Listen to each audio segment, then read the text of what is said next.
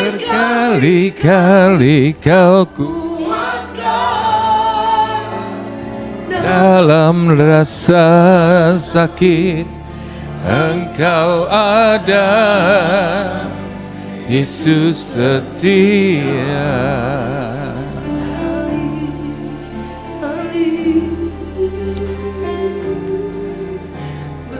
Kali-kali kau menolong,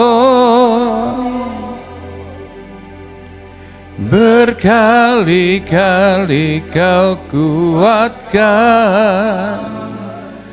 dalam ramba kelam, Engkau ada, Yesus setia.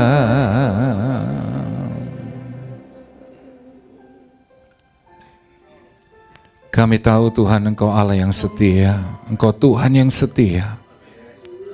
Engkau selalu ada buat setiap kami, Tuhan. Kami tahu Engkau adalah Tuhan yang selalu memperhatikan kami. Dan kami bersyukur hari ini kami boleh ada, Tuhan. Bersama-sama kami boleh menyembah Tuhan. Kami boleh ada dalam hadirat-Mu. Kami tahu Tuhan, Engkaulah kekuatan kami, Engkau pengharapan kami, Engkau tidak pernah tinggalkan kami sedetik pun. Hari ini kami rindukan Engkau lebih lagi, Tuhan. Berbicaralah buat kami, Tuhan, apa yang menjadi isi hati-Mu. Karena kami tahu firman-Mu itu kekuatan kami. Firman-Mu yang membuat kami menemukan jalan keluar. Firman-Mu Tuhan yang menyembuhkan dan memberikan kami kemenangan. Maka saat ini Tuhan berbicaralah buat kami semuanya, urapi hamba-Mu dan semua umat-Mu, untuk kami boleh mengerti apa yang menjadi isi hati-Mu. Dan kami siap Tuhan untuk terima firman-Mu. Di dalam nama Tuhan Yesus, setiap kita yang siap diberkati oleh firman Tuhan katakan amin. Beri kemuliaan buat Tuhan Bapak Ibu Saudaraku, puji Tuhan. Silakan duduk Bapak Ibu Saudaraku, puji Tuhan. Hari ini saya boleh diberi kesempatan boleh melayani di tempat ini. Saya tahu bahwa Tuhan itu adalah Tuhan yang baik buat setiap kita. Amin Bapak Ibu Saudaraku. Hari ini tadi saya datang, tadi istri saya yang menyanyi ya. Saudaraku, saya yang melatih dia menyanyi. Enggak Bapak Ibu Saudaraku ya. Enggak. Jadi istri saya memang suaranya lebih bagus dari saya. Kadang-kadang saya suaranya harus dibantu Saudaraku untuk nyanyi. Apalagi untuk awal mukanya. Kadang untuk mengambil nada depannya itu saya kesulitan sekali. Tapi saya selalu lihat istri saya, Saudaraku, jadi semangat gitu Saudaraku. Jadi kalau saya, Saudaraku, lihat istri saya nyanyi, rasanya hidup ini selalu indah, selalu. Amin. Maka itu Bapak Ibu Saudaraku, tubuh saya itu semakin tambun karena saya selalu melihat dia menyanyi. Nafsu makan saya semakin bertambah-tambah, Saudaraku. Tapi saya sekarang sudah diet, Bapak Ibu Saudaraku ya. Puji Tuhan Bapak Ibu Saudaraku, hari ini saya akan bagikan kebenaran firman Tuhan, yaitu menjadi orang yang bijaksana. Tadi firman Tuhan sudah barangkali sudah sempat disampaikan juga oleh Bapak Gideon tadi ya. Ruben, sorry, tadi saya salah ngomong lagi. Bapak Ruben ya. Kita akan baca di firman Tuhan itu dari Matius 7 ayat 24 sampai 27. Matius 7 ayat 24 sampai 27, firman Tuhan berkata demikian. Setiap orang yang mendengar perkataanku ini dan melakukannya, ia sama dengan orang yang bijaksana, yang mendirikan rumahnya di atas batu. Kemudian turunlah hujan dan datanglah banjir. Lalu angin melanda rumah itu, tetapi rumah itu tidak rubuh, sebab didirikan di atas batu. Tetapi setiap orang yang mendengar perkataanku ini dan tidak melakukannya, ia sama dengan orang yang bodoh, yang mendirikan rumahnya di atas pasir. Kemudian turunlah hujan dan datanglah banjir, lalu angin melanda rumah itu, sehingga rubuhlah rumah itu, dan hebatlah kerusakannya. Bapak Ibu Saudaraku, firman Tuhan ini menjelaskan tentang sebuah perumpamaan tentang membangun sebuah rumah. Rumah ini berbicara tentang kehidupan kita, Bapak Ibu Saudaraku. Di mana setiap kita sedang membangun kehidupan kita, betul? Baik itu dalam keluarga, dalam bisnis, barangkali dalam mendidik anak. Bapak Ibu Saudaraku, kita ini sedang membangun kehidupan kita. Dan firman Tuhan katakan, di mana dikatakan ada dua orang yang sedang membangun rumah, yaitu orang yang bijaksana dan orang yang bodoh. Dan mereka sama-sama sedang membangun rumahnya. Dan tapi satu, yaitu orang yang bijaksana membangun rumahnya di atas batu. Dan orang yang bodoh ini membangun rumahnya di atas pasir.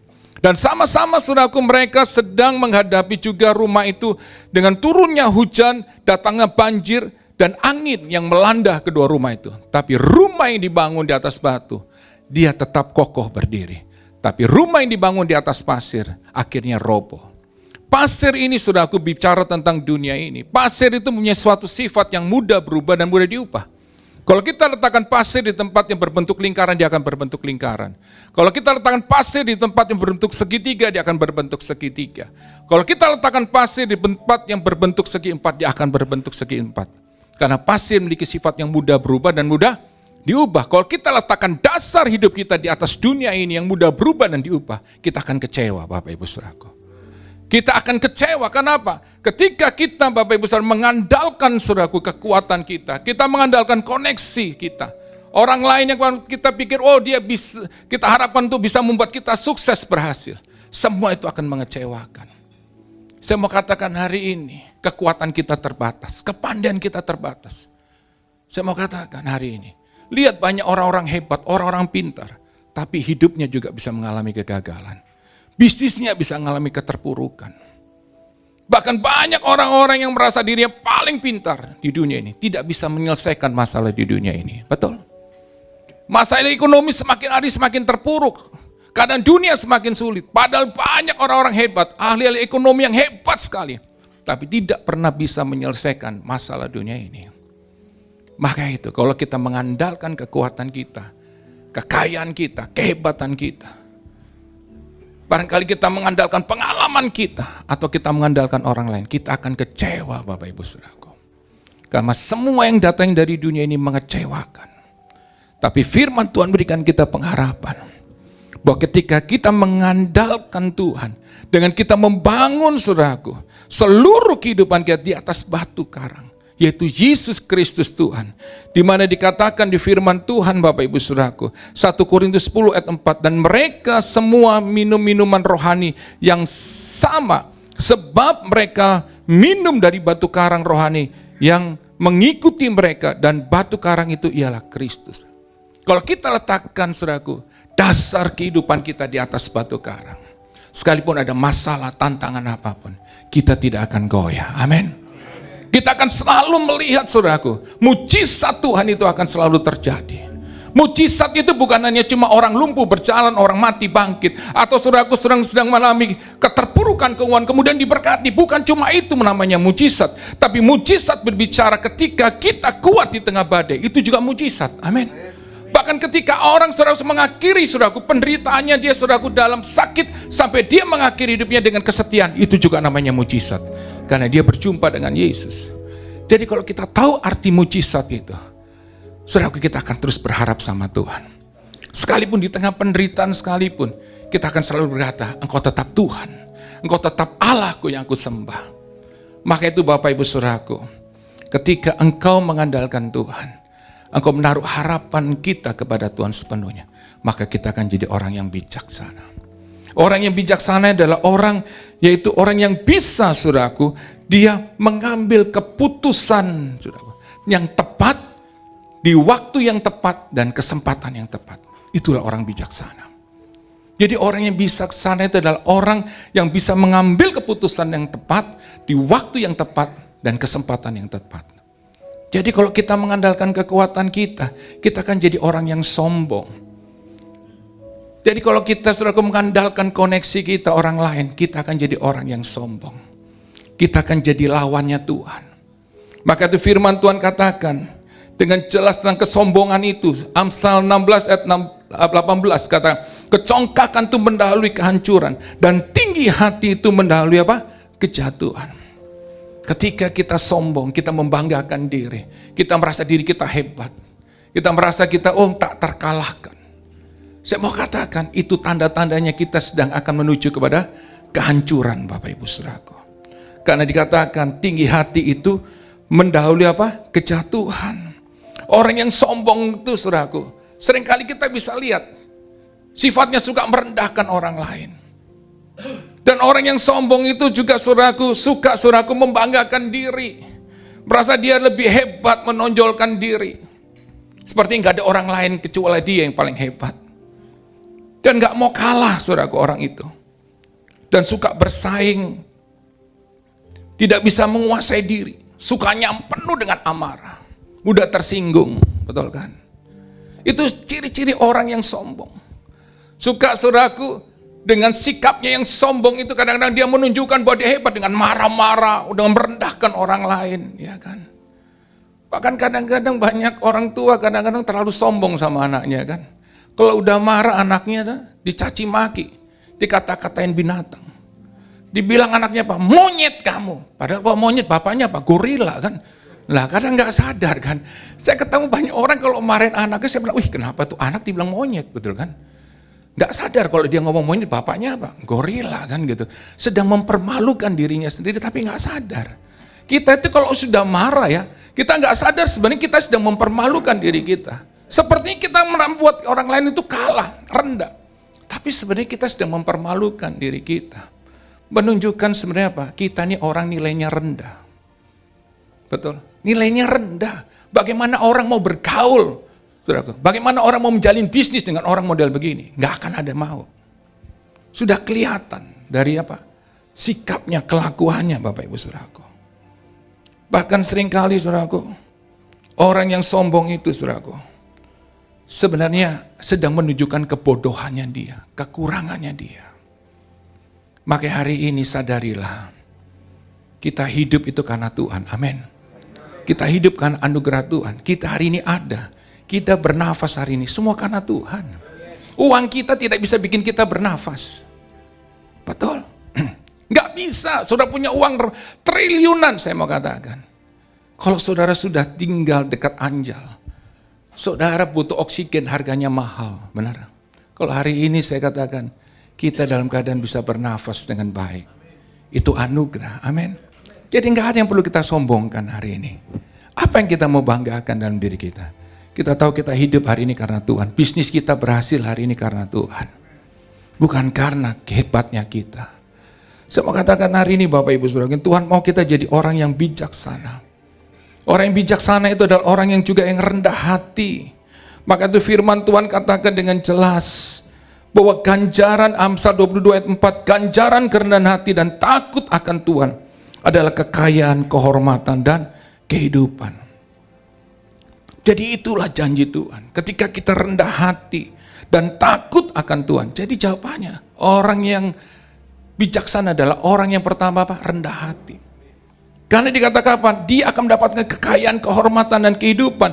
Bahkan dikatakan juga, saudaraku, dia akan mendapatkan apa? Promosi, peninggian daripada Tuhan, saudaraku. Firman Tuhan katakan, ketika kita rendah hati di hadapan Tuhan, kita merendahkan diri di hadapan Tuhan, Dia akan tinggikan kita. Amin. Peninggian itu datangnya dari Tuhan. Hari ini banyak orang cari sensasi, betul kan? Mau menunjukkan kekayaannya lewat TikTok. Bahwa dia kaya, dia hebat segala macamnya. Tapi tanpa dia sadari, dia sedang membuka, saudaraku, peluang untuk kejahatan datang kepada dia. Betul. Waktu saya baca sebuah artikel, ada seorang rapper, saudaraku, di sebuah negara. Dia banggakan kekayaannya luar biasa, saudaraku. Dengan begitu banyak uang, saudaraku, lewat TikTok. Tidak lama kemudian, itu membuat jadi peluang untuk orang melakukan kejahatan. Orang akhirnya datang, merampok dia, dan akhirnya membunuh dia. Hanya gara apa? Dia menyombongkan dirinya. Hari ini Bapak Ibu, banyak orang ingin apa? Dihormati, dihargai. Kepingin tunjukkan bahwa saya ini orang hebat, orang kaya, orang sukses. Padahal saudara sedang menuju keterpurukan dalam hidup saudara. Hari ini sadarilah, kalau engkau diberkati, engkau harus semakin apa? Rendah hati. Rendahkan dia dirimu di hadapan Tuhan. Maka Tuhan itu akan meninggikan kita. Yang kedua, takutlah akan Tuhan, itu kuncinya. Kita harus hidup takut akan Tuhan. Kita harus hidup dalam kebenaran. Kita bisa salah Bapak Ibu Saudaraku dalam hidup ini. Nggak ada orang yang sempurna, orang hebat. Kita bilang salah dalam bisnis, kita gagal. Tapi percayalah, Tuhan nggak akan pernah tinggalin kita. Ketika kita terpuruk, kita gagal. Kalau kita mau kembali sama Tuhan, Dia selalu ada buat kita. Dia akan menolong kita. Dia akan memperhatikan kita. Bahkan Dia akan angkat kita ketika kita merendahkan hati diri kita di depan Tuhan. Kita akan, Tuhan ampuni kalau aku salah. Firman Tuhan katakan dengan jelas, kalau kita mengaku dosa dan kesalahan kita, Dia Allah yang setia. Dia nggak ingat kesalahan kita lagi. Yang Dia cuma mau katakan gini, anakku yuk kembali. Bangkit lagi, semangat lagi, berjalan bersamaku. Maka kau akan lihat setiap langkah hidupmu ada mujizat. Amin. Itu yang Tuhan mau. Kita kembali untuk hidup takut akan Tuhan. Orang takut akan Tuhan berarti dia menghargai Tuhan. Dia menghargai firman-Nya. Maka dikatakan firman Tuhan dengan jelas, saudaraku di sini. Dengan jelas dikatakan di ayat tadi. Tetapi setiap orang yang mendengar perkataanku dan melakukannya, saudaraku, dikatakan dia adalah orang yang bijaksana. Jadi kalau orang yang takut akan Tuhan berarti dia dengar-dengaran akan firman Tuhan. Tapi firman itu bukan jadi pengetahuan saja. Menunjukkan bahwa saudara engkau hebat dalam pengetahuan firman. Tapi Tuhan mau kita apa? Melakukan firman Tuhan. Jadi kita jadi orang Kristen, orang yang percaya. Saudaraku, Tuhan mau kita ini bukan cuma dengar, tapi melakukan. Tapi hari ini begitu banyak orang Kristen berdebat soal firman. Menunjukkan bahwa dia hebat, atau dia menutupi dosanya dengan apa? Firman Tuhan. Ya kan? Tetapi orang yang mau melakukan firman, berarti dia mau meresponi firman Tuhan dan menghidupi firman. Itulah orang yang akan diberkati hidupnya. Maka dikatakan, orang yang takut akan Tuhan, anak cucunya akan diberkati Tuhan. Bukan hanya sampai kita, tapi sampai anak cucu kita. Uang bisa habis Bapak Ibu Saudaraku. Ketenaran kita bisa habis. Itu warisan yang semu saya kata.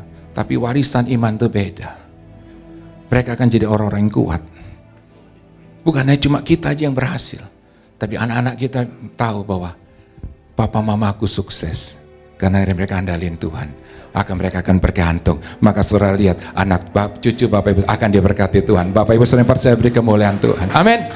Jadi itu yang Tuhan mau hari ini. Kita mengandalkan Tuhan. Barangkali kita terpuruk, kita sedang terlilit utang. Percayalah Tuhan sanggup memulihkan keadaan itu. Dengan sekejap saya katakan. Saya mau katakan Tuhan bisa mengubah. Yang Tuhan mau hari ini, engkau bertumbuh dalam pengenalan Tuhan. Maka dikatakan iman timbul dari pendengaran akan firman Tuhan. Semakin engkau bertumbuh sudah berpengenalan Tuhan, maka kau akan jadi orang yang kuat. Maka itu banyak orang cuma hanya menangisi pintu yang tertutup. Kenapa Tuhan aku berbangkrut? Kenapa Tuhan aku sulit? Kenapa aku sakit? Kenapa Tuhan aku utangku banyak sekali? Kita selalu menangisi pintu tertutup padahal Tuhan sudah menunjukkan pintu yang terbuka. Karena kita cuma menundukkan diri kita. Kita menangisi pintu yang tertutup padahal pintu yang terbuka Tuhan sudah kasih. Padahal Tuhan sudah kasih kuncinya Bapak Ibu Saudaraku. Kuncinya itu iman kita. Amin. Tapi firman Tuhan dengan jelas, iman tanpa perbuatan itu mati. Jadi saudara cuma berdoa, saudara nggak berusaha bekerja, dan saudara bertindak, saudara nggak akan lihat mujizat itu. Amin. Kita nggak bisa lari, saudaraku, dari masalah. Kita harus hadapi masalah itu. Amin. Kita berdoa, kita libatin Tuhan, kita berusaha lagi, kita berjuang lagi. Percayalah, Tuhan akan membuat saudaraku, kedahsyatan, hal yang hebat, berkat Tuhan akan dicurahkan. Saudara yang percaya, beri kemuliaan buat Tuhan. Amin. Tuhan akan lakukan hal yang dahsyat. Kalau Tuhan angkat, Tuhan promosikan, nggak ada satupun saudara bisa menutup berkat Tuhan itu mengalir. Iblis pun nggak akan pernah bisa. Lihat, ketika Daud dipilih untuk menjadi raja, Saul berusaha untuk menggagalkan. Banyak hal kau lihat ingin berusaha menggagalkan. Tapi lihat Tuhan bela, amin. Tuhan angkat. Hari ini saya mau katakan, Tuhan sanggup Bapak Ibu menolong kita, memulihkan keadaan kita. Yang Tuhan mau hari ini, yaitu apa? Kita ini benar-benar hidup dalam kerendahan hati. Kita takut akan Tuhan. Dan kita mau jadi orang yang mau dikoreksi. Jadi kalau firman Tuhan berbicara buat saudara, apa yang perlu dirubah? Jangan keraskan hatimu, amin. Rubahlah sikap hidup kita. Percayalah proses itu yang Tuhan izinkan akan mendatangkan kebaikan dalam kehidupan kita. Percaya. Saya ngalamin banyak hal dalam kehidupan saya. Ketika Tuhan izinkan proses terjadi. Barangkali Bapak Ibu Saudara pernah dengar kesaksian tentang istri saya sakit. Tapi itu proses yang luar biasa buat hidup saya. Ketika itu Bapak Ibu Saudaraku, ketika saya harus hadapi kenyataan bahwa istri saya sakit. Bukan sakit yang biasa, sakit langka di dunia sampai dia nggak bisa berjalan, tubuhnya itu punya penuh dengan ada tumor, benjolan besar, dia nggak bisa ngangkat. Apa membuka baju aja nggak bisa, sulit, sakitnya luar biasa. Dan hari itu benar-benar Tuhan izinkan proses itu terjadi. Gereja yang kami gembalakan ditutup, ekonomi kami terpuruk. Anak-anak saya sempat berhenti sekolah, karena nggak ada biaya. Hari itu sempat kita tanya sama Tuhan, bahkan anak-anak saya tanya, kenapa kok kami? Kenapa kok nggak orang lain yang hidupnya nggak benar, hidupnya enak-enak aja? Hari itu kami nggak bisa jawab. Tapi akhirnya saya cuma katakan di hadapan anak-anak saya, istri saya juga ngomong, hari ini kita nggak tahu apa yang terjadi. Tapi one day kita akan tahu maksud Tuhan. Yang penting kita bangkit, kita berjuang. Saya berjuang Bapak Ibu Saudara. Saya nggak tahu harus mulai dari mana. Makanya saya katakan tadi, hikmat tadi dikatakan, itu datangin dari Tuhan, amin. Di saat terpuruk saya nggak tahu apa lagi, harus apa yang saya lakukan, biaya pengobatan begitu besar. Tapi satu hal yang saya lakukan cuma apa? Saya datang sama Tuhan. Doa itu menghilangkan semua kesusahan kita. Doa itu menghapus saudaraku semua ketakutan, khawatir, cemas kita. Doa itu yang membuat kita saudaraku memiliki sebuah pengharapan bahwa kita tahu bahwa Tuhan itu ada. Disitulah akhirnya saya lakukan cuma satu, saya berdoa, saya bersyukur. Saya nggak tahu apa yang saya lakukan. Tuhan saya kasih hikmat buat saya untuk saya jualan makanan. Saya dulu kerja di bank Bapak Ibu saya. Sebelum saya jadi hamba Tuhan sepenuh waktu. Saya nggak pernah bikin masakan, nggak pernah. Saya kerja di sebuah bank, puji Tuhan, Tuhan berkati saya. Tapi kemudian saya jadi hamba Tuhan, proses datang luar biasa. Dan akhirnya Tuhan kasih saya hikmat untuk saya jualan makanan, saya jualan nasi kuning. Saya jualan dari rumah ke rumah Bapak Ibu. Saya jualan dari rumah-rumah, saya mulai di Parmarta Buana saya jualan, saya gedor rumah. Mau nasi kuning, ada yang beli, ada yang nolak, nggak apa-apa. Saya lakukan setiap hari, kalau makanan nggak habis saya bawa pulang, saya makan sama keluarga saya. Hari-hari itu masa sulit luar biasa terjadi. Tetapi saya selalu melihat orang yang menaruh harapan sama Tuhan nggak pernah kekurangan. Sekalipun kita pernah kurang, orang ikut Tuhan nggak pernah kelaparan. Itu tentunya. Sekalipun kita pernah lapar kan? Kita pernah kurang, tapi nggak pernah kekurangan kelaparan. Itu yang saya lihat. Tuhan cukupkan seluruh kebutuhan kami. Anak-anak saya pulang selalu ditanya sama teman-temannya ketika dia datang ke sebuah gereja, kok nggak sekolah? Anak saya cuma nangis, dia bilang, kapan Dad? Saya bilang nggak tahu, tapi suatu saat Tuhan akan berkati. Saya berjuang Bapak Ibu Saudara.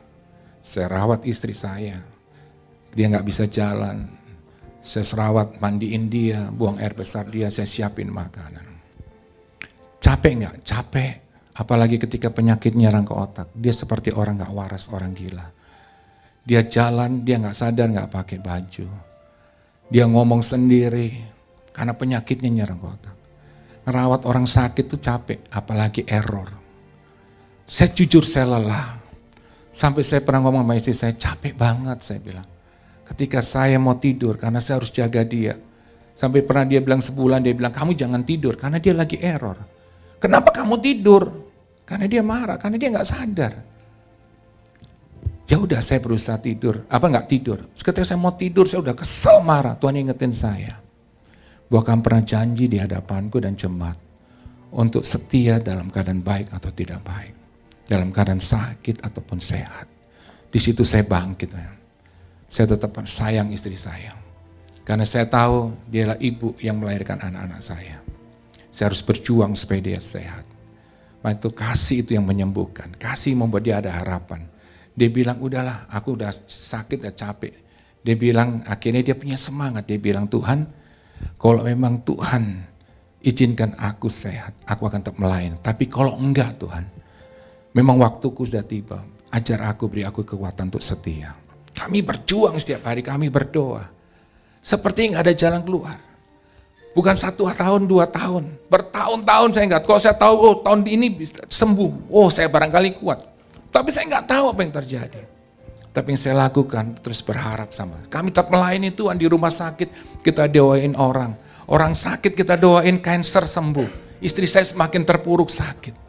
Bingung kan jawabannya apa. Tapi kita nggak berhenti. Itu urusan kedaulatan Tuhan, saya Tuhan ingatkan. Ada bagiannya setiap orang.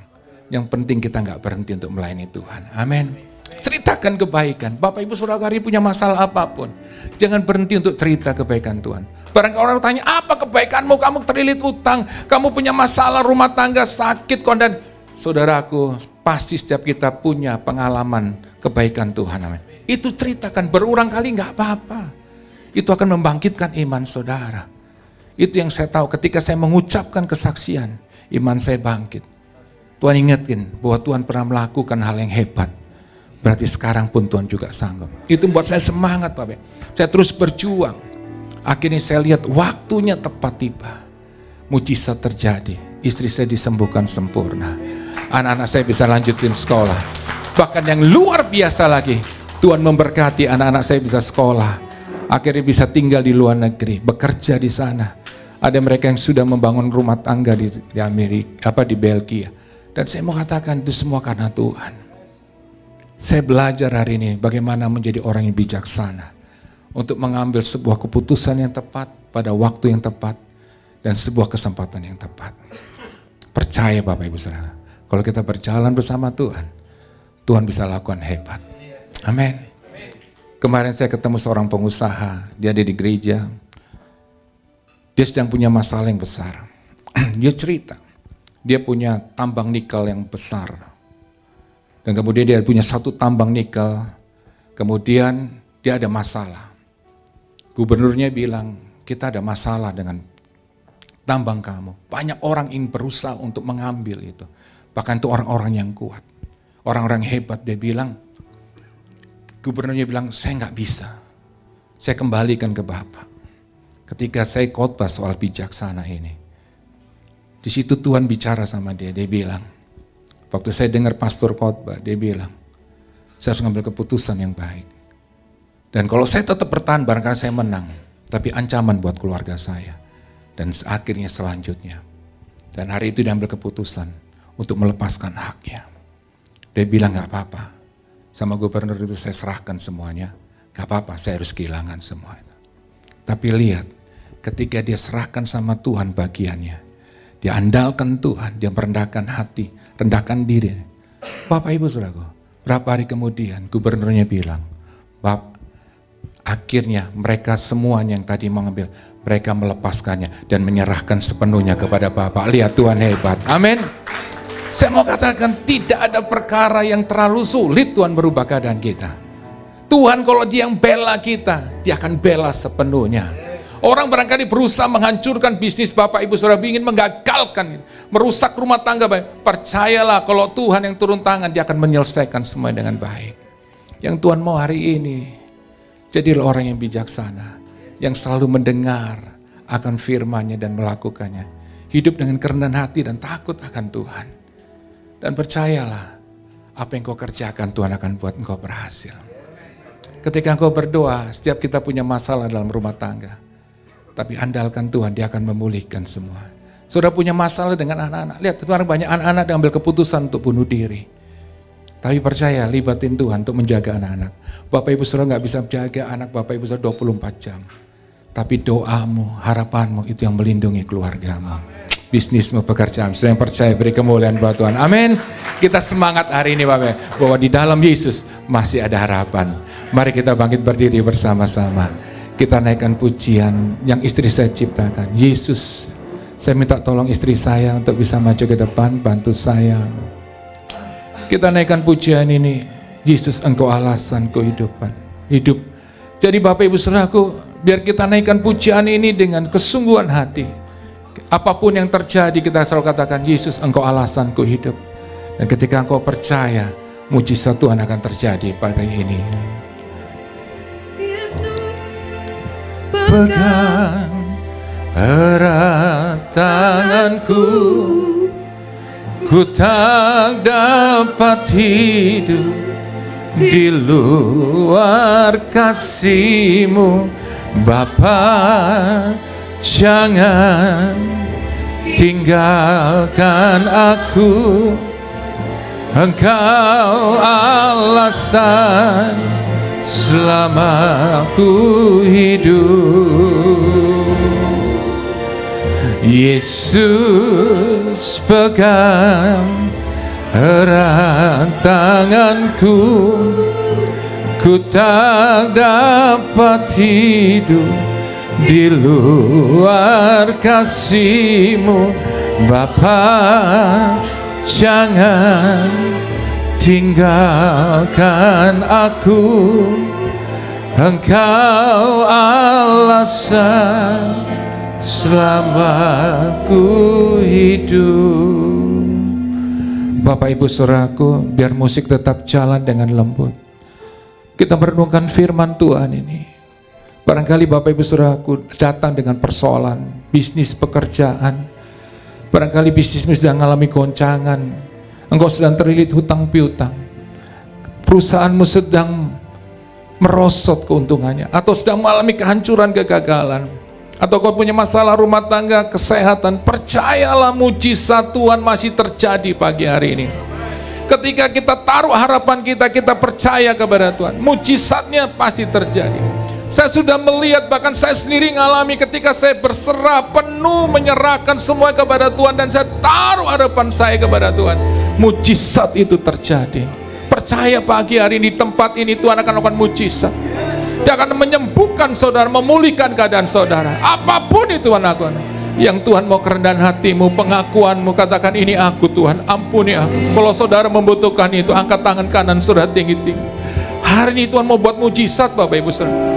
Itu yang Tuhan ingatkan kepada saya. Di tempat ini Dia akan melakukan perbuatan yang ajaib. Yang Tuhan mau kerendahan hati kita, katakan, ini aku Tuhan, pulihkan keadaanku. Tuhan tahu kita bisa salah barangkali waktu mengambil keputusan sehingga bisnis kita gagal, tapi Tuhan sayang, Dia menghargai keputusan saudara kembali. Dia akan memulihkannya dengan luar biasa. Dia akan menyembuhkannya dengan luar biasa. Bahkan Dia akan mengadakan perbuatan yang ajaib. Dan kau akan lihat hari ini, detik ini juga, Dia turun tangan menolong saudara. Angkat tangan kananmu tinggi-tinggi saudaraku. Tuhan, Kau lihat kami perlu Engkau Tuhan. Engkau tahu kami perlu Engkau Tuhan. Hanya Tuhan yang sanggup menyelamatkan kami. Hanya Tuhan yang sanggup menyelamatkan keluarga kami, menyelamatkan bisnis kami, masa depan kami. Tuhan, hanya Engkau yang sanggup menyembuhkan kami. Dalam nama Yesus, mujizat Tuhan akan Tuhan lakukan. Kesembuhan akan terjadi. Kesembuhan akan terjadi. Dalam nama Yesus. Dalam nama Yesus. Dalam nama Yesus. Pak, Tuhan mengasihi Engkau. Dalam nama Yesus Tuhan, aku berdoa buat Bapak yang kami kasih ini. Dalam nama Yesus Tuhan, kami percaya kekuatan yang daripada Tuhan mengalir. Dalam nama Yesus, kesembuhan dinyatakan. Kami percaya Tuhan, saat ini Kau sedang mengerjakan kesembuhan-Mu dengan sempurna. Kekuatan yang mengalir, kesembuhan oleh bilur-bilur Tuhan. Kesembuhan Tuhan mengalir. Terima Pak, dalam nama Yesus. Berkat penyertaan, perlindungan Tuhan menyertai Bapak dan keluarga. Terima kasih Tuhan, hari ini Tuhan lawat setiap kami, jumpai kami dalam nama Yesus. Kami percaya dalam nama Yesus, yang sakit disembuhkan, yang lemah dikuatkan, dipulihkan setiap bisnis, pekerjaan, keluarga, bahkan masa depan anak-anakmu di tempat ini. Tuhan, Kau pulihkan semua, mujizat-Mu terjadi. Dalam nama Tuhan Yesus, dalam nama Tuhan Yesus, terima kuasa mujizat Tuhan, pertolongan Tuhan nyata. Terima, katakan dengan syukur, kata, aku terima Tuhan, aku terima Tuhan. Bisnisku dipulihkan, kesehatanku dipulihkan, rumah tanggaku dipulihkan. Katakan dengan syukur, katakan, aku terima, aku terima, aku terima. Terjadilah sesuai dengan imanmu. Dalam nama Yesus, dalam nama Yesus. Kita naikkan pujian ini sekali lagi. Yesus, pegang erat tanganku, ku tak dapat hidup di luar kasih-Mu. Bapa, jangan tinggalkan aku, Engkau alasan selama ku hidup. Katakan dengan iman, Yesus pegang erat tanganku, ku tak dapat hidup di luar kasih-Mu. Bapa, jangan tinggalkan aku, Engkau alasan selama ku hidup, Engkau alasan selama ku hidup, Engkau alasan selama ku hidup. Berikan sorak-sorai buat Tuhan. Engkau yang percaya bahwa mujizat Tuhan telah kau alami. Terima dengan iman. Dalam nama Yesus, kami percaya kau memberkati umat-Mu hari ini Tuhan. Bahkan kau akan melakukan perbuatan yang ajaib atas mereka.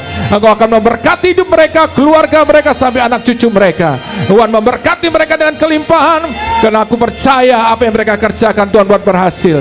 Terima kasih Tuhan, berkati Tuhan. Ibadah full gospel di tempat ini, banyak jiwa-jiwa akan diselamatkan, dimenangkan. Berkati Dr. Harry, pakai dengan luar biasa, dan aku percaya melalui tempat ini nama Yesus semakin dimuliakan, banyak jiwa diselamatkan. Di dalam nama Tuhan Yesus, setiap kita yang percaya katakan amin. Beri kemuliaan buat Tuhan Bapak Ibu Saudaraku.